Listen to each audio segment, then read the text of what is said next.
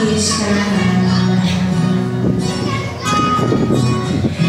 tenho autoridade pra profetizar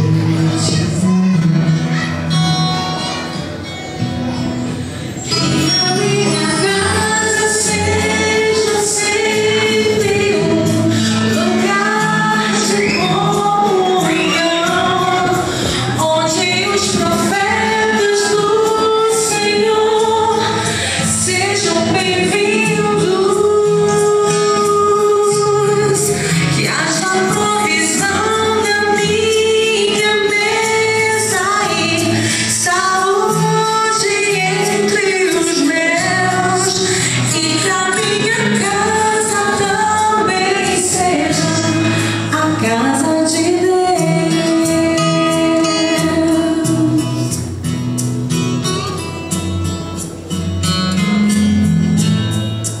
Que a tua